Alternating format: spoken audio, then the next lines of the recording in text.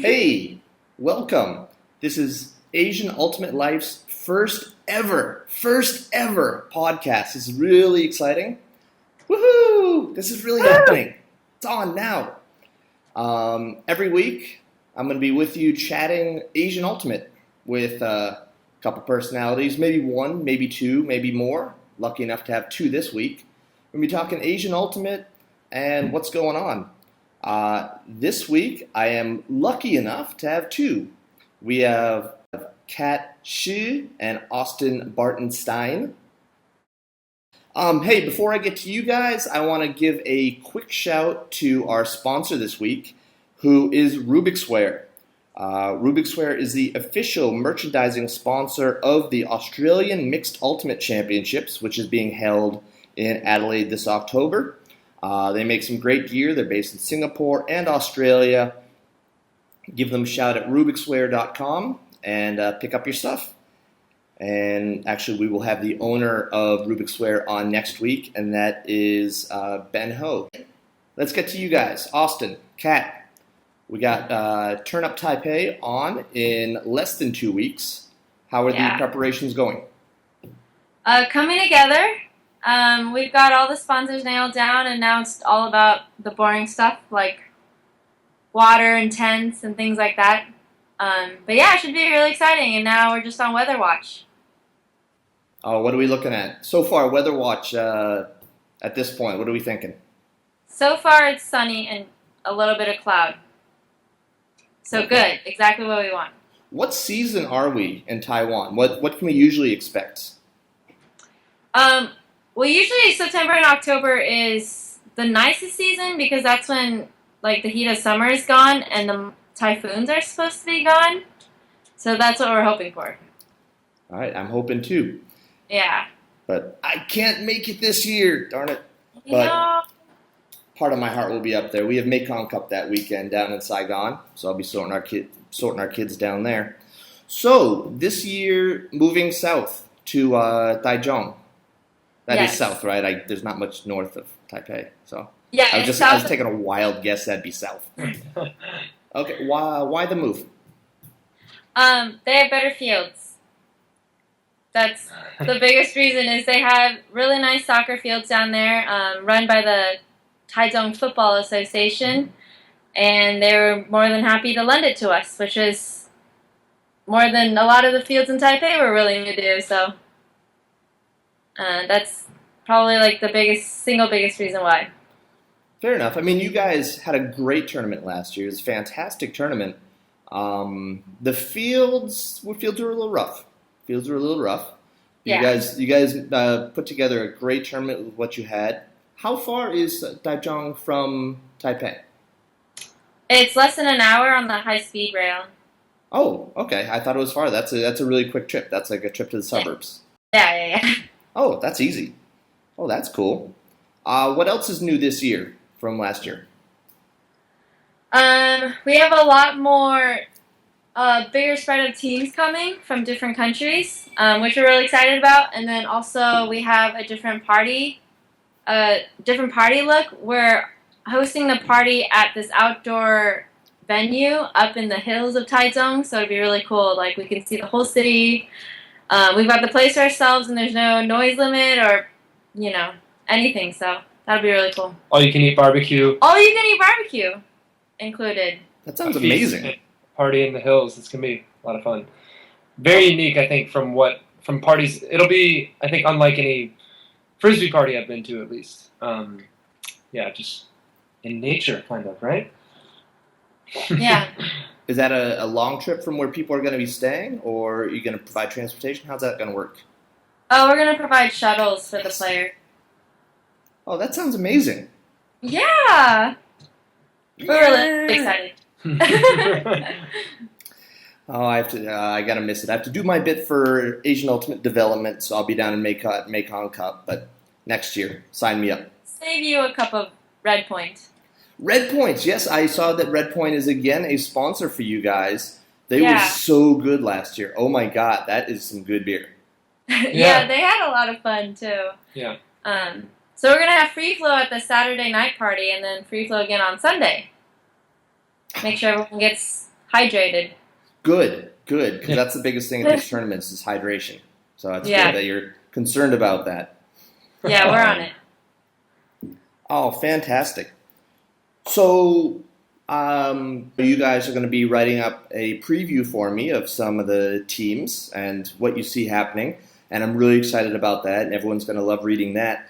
But what about you give me a little bit of a preview of the preview? So who do you got coming? Who are you excited about? Are there some possible surprises? What do you see happening?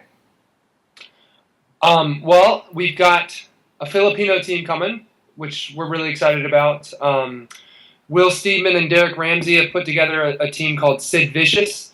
And they're younger guys. I didn't recognize any of the names on the roster, but our buddy Tim Martin, who usually plays on Wisby, but is playing with them for this tournament because Wisby's roster is huge whenever we play in Taiwan.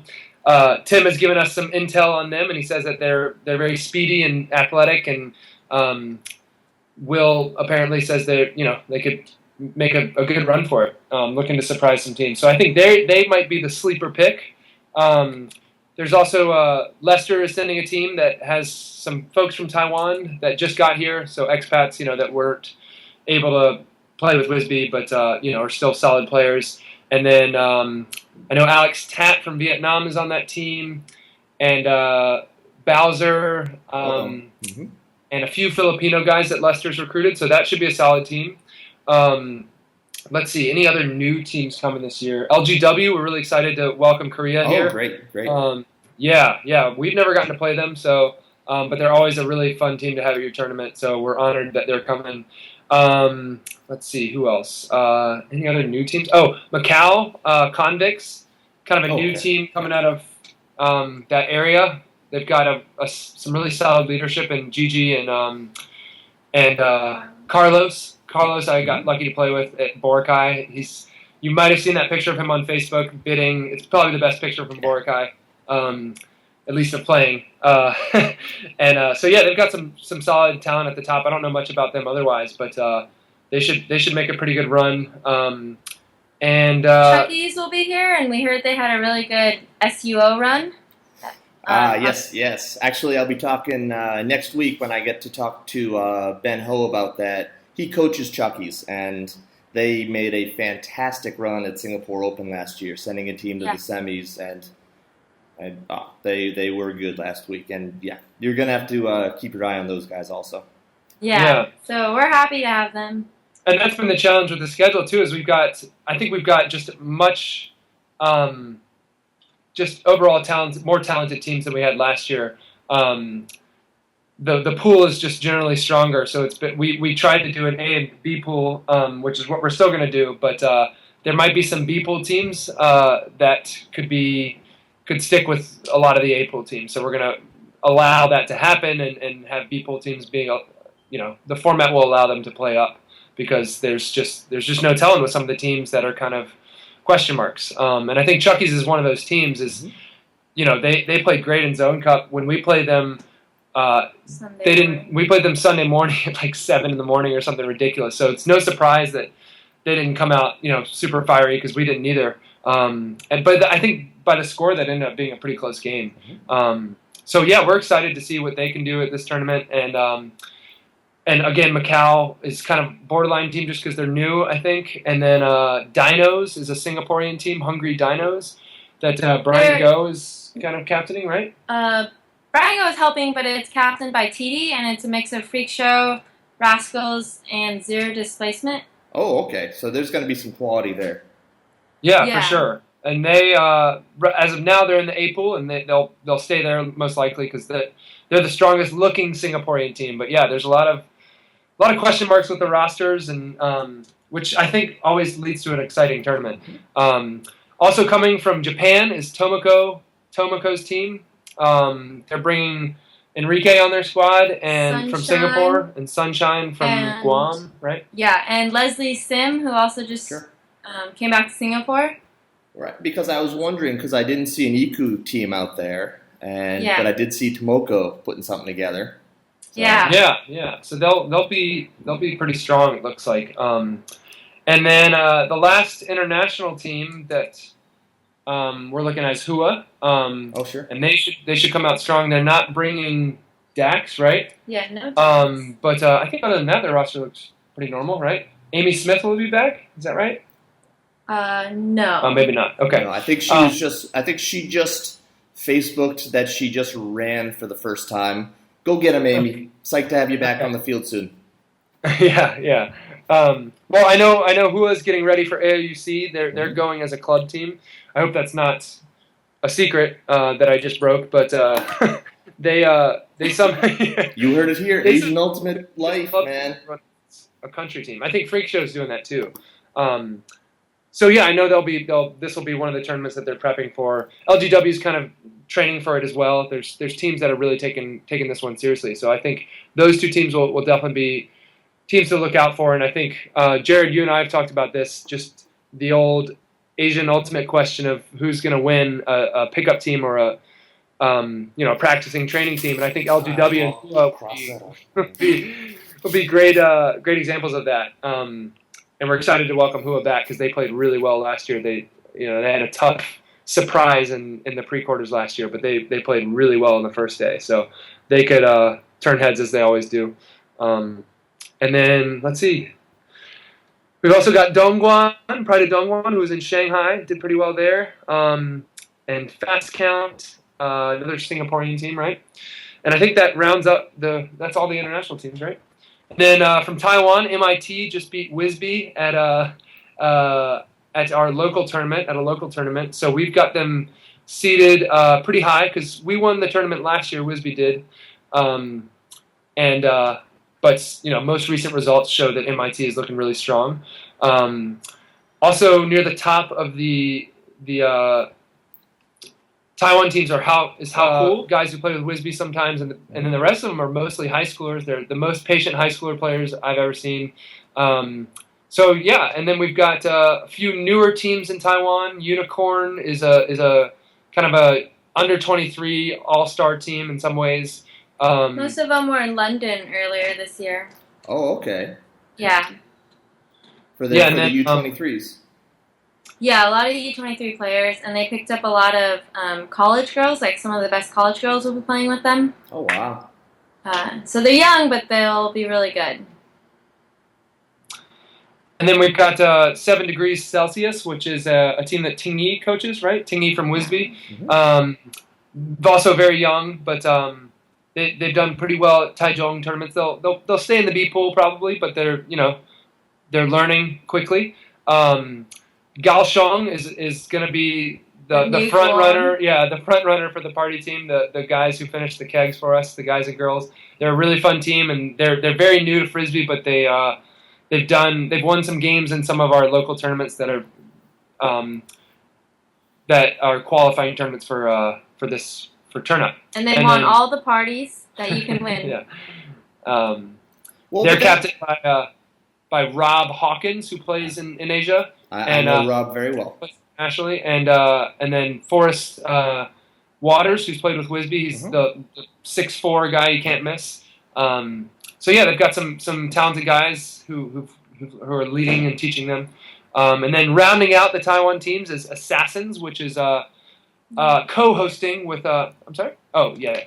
Assassins is co-hosting with WSB Nation. Awe is the captain of them. Okay. And he is the main merchandiser for Turn Up. He runs Ulti Rotate, which is Taiwan's leading jersey company. Sorry, I lied. Not rounding out the Taiwan teams yet. Arctic Stars is the last team, and that is Taiwan's heartthrob Simba. Mr. Sixpack is the leader of that team, and he's kind of their LeBron James who does it all. But they've got plenty of other talent on that team, especially in the form of Cloud, who's a really solid girl in Taiwan, one of the top ladies in Taiwan. And yeah, they're an overall good team that might start in the B pool, but could easily work their way up. Yeah. Outstanding. But really though, what the people want to know, with no Guam representing this year, who's going to be winning the boat race? The boat race, well, Kaohsiung could win the party. As for the boat race, I think that's there are a lot of players in this tournament. I could see Dongguan. I know they party pretty well, right? I've seen some Chucky guys do some serious drinking. LGW, of course, is a great example of a team that plays well and parties well. So I think those four might be the top off the top of my head. But we've got a few guys that can hang on Wisby too. I think with boat races. If you did happen to miss that very detailed preview that Austin gave right there, they're going to be writing it up, so you're going to be able to read and check it out, and even throw in your own opinions and call him a liar and such things. But hey, I'm excited. I really wish I could be there. I'll be listening from afar, hearing what happens. Love to see some upsets. But I'm going to take you back a little bit instead of looking forward. The last time I saw you guys was down at Zone Cup down in Ho Chi Minh City, which is the second tournament, as far as I know, in Asia to offer a cash prize. $3,000 on the line. What do you think? First of all, before I ask you about the tournament, what do you think about tournaments offering cash prizes? And how do you think that changes things for the good, for the bad? What do you guys think about that?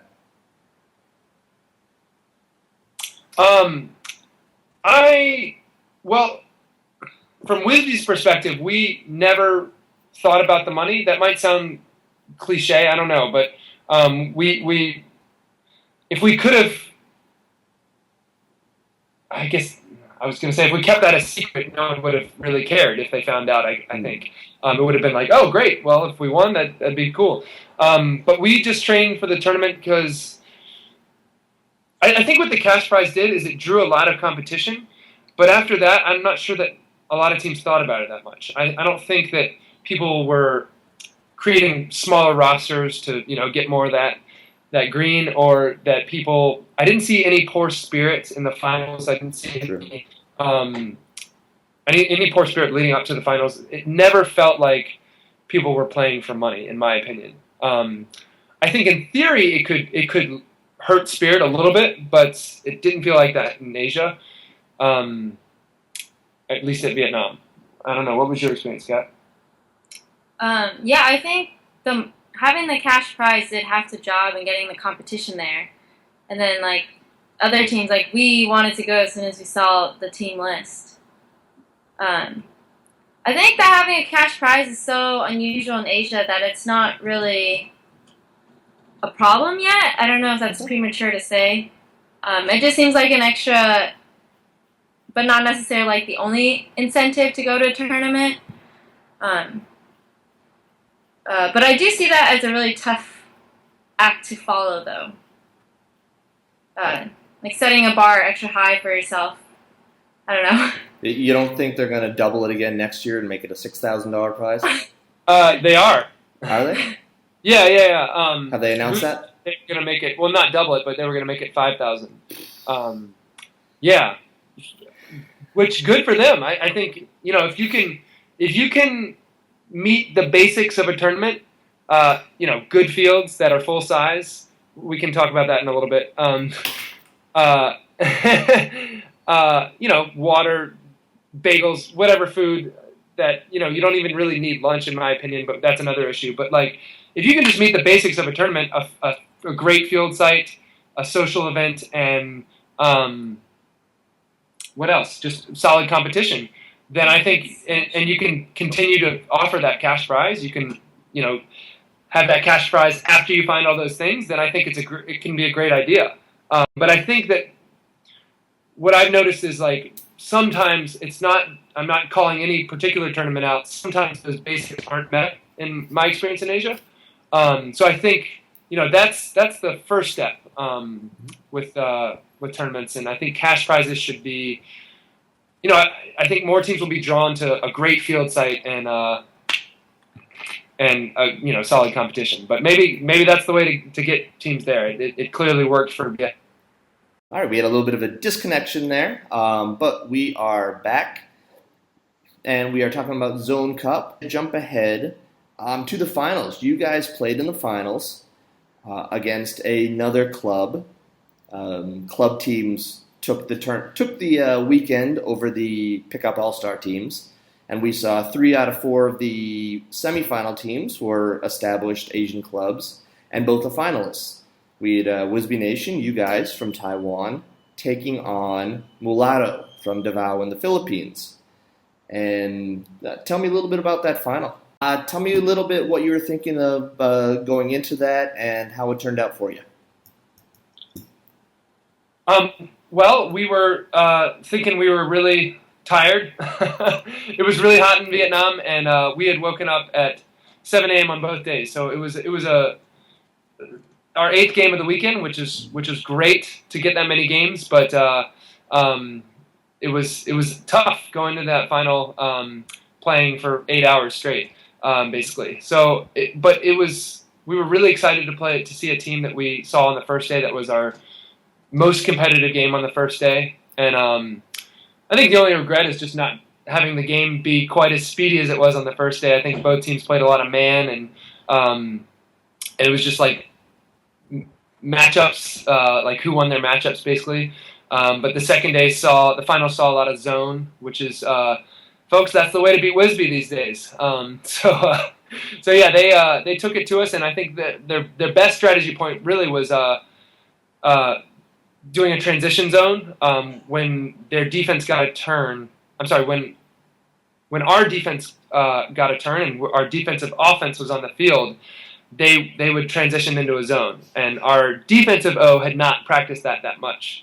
So that was, I think, the strategy that really kept us from getting any breaks. We got 0 breaks in that game, which was an embarrassment to our defense because we take pride in our defense, but a testament to how great Mulatto was and with their chemistry and how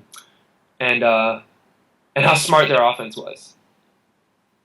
Yeah, I have to agree that the being able to go to zone after turning over the disc like that so quick shows a lot of time spent in practice. A lot of training goes into that to make things like that happen, and that's what we could see from the sidelines there. Mulatto gels and the way they play together is something to behold.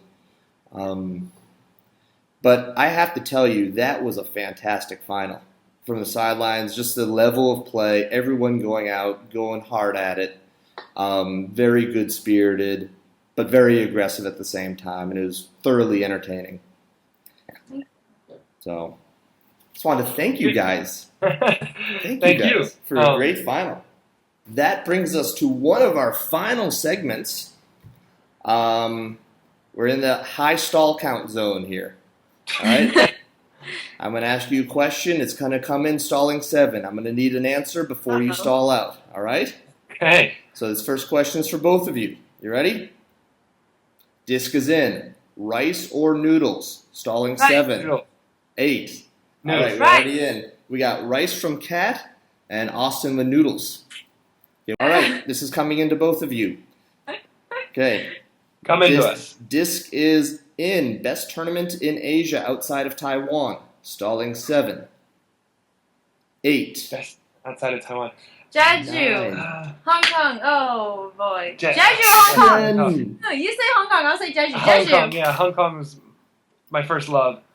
It is. What about Hong Kong do you love? It was my first Asian tournament that I was allowed to play in. I went to AOUCC, but I was not allowed on the Wisby roster yet. All right. And what is it about Jeju? What do you like about Jeju? Oh, I don't know. That was just a magical weekend for us. We went last year, not this year, sadly. Hotels were great. Schedules were great. The party was great. It was great. The weather. The weather, not so great. All right. Everything they can control, they do a good job. Everything they can. They really do. That was a lot of fun a couple years ago. All right, I got a couple more questions for you. Are you ready? Yes. Yes. Okay. Disc is in. You're in control of field music. What song will definitely be on the mix? Stalling 7. Taylor Swift. Kiza, Hideaway. Taylor Swift again. That song? I don't know the right artist. Taylor Swift. Always, yeah. Taylor Swift always gets on there. Yeah. Yeah, definitely. So it's going to be on the mix for Yes. Turn Up Taiwan. It's going to be Taylor Smith and Taylor Swift, Jared. Get with times, man. Taylor Smith, who's that? I said Taylor Swift. And who? Kiza, what? Hideaway. Hideaway. The hot jam. It's not that new. Look it up. It's a great song. Okay. Kiesza or something weird like that. Hideaway is the name of the song. All right. And finally, you guys ready? Yes.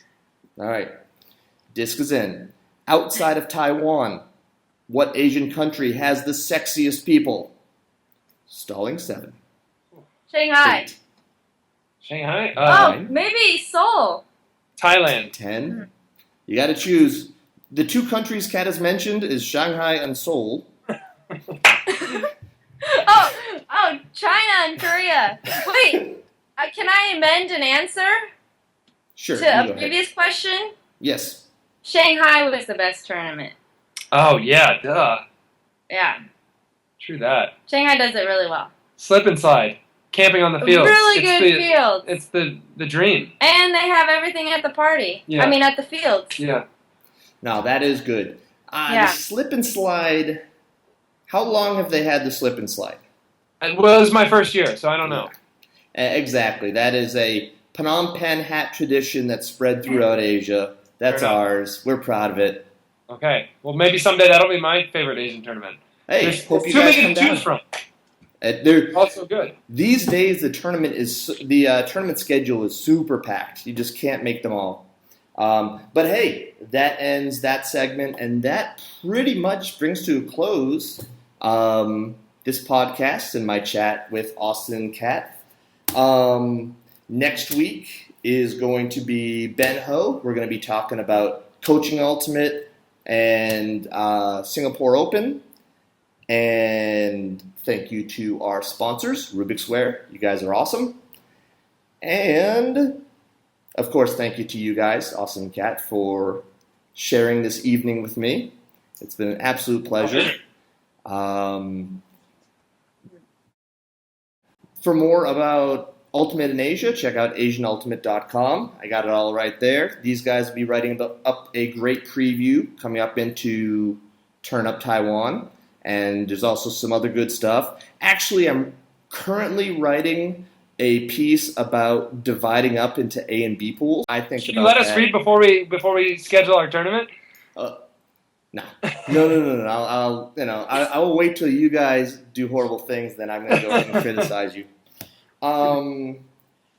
So as far as stuff going on, as far as I can tell, there are no tournaments in Asia this weekend, but then we have a busy one the weekend after, Turn Up Taiwan, Mekong Cup, and down in Brunei, we have a single-gender tournament down there. So for all of you guys preparing for tournaments this weekend, work hard, get ready, and thank you guys once again. I will catch you guys later. Oh, one last thing. For everyone who's going to watch this podcast as soon as it goes out, a quick little contest. What country is represented on my shirt right there? First one to get it will get a shout out in next week's podcast. And you can have Jared's beer at Taiwan. Yes, all those beers that I was going to drink, but I will not be drinking. And they're Red Point. They're really good. Actually, if you could send me a few down in Phnom Penh, I would really appreciate it. Send you a keg. Beautiful. Done and done. All right, Austin, Kat, thank you guys. Super a lot, big. And I will see you guys hopefully very soon. And the rest of everyone out there, I will be back next week.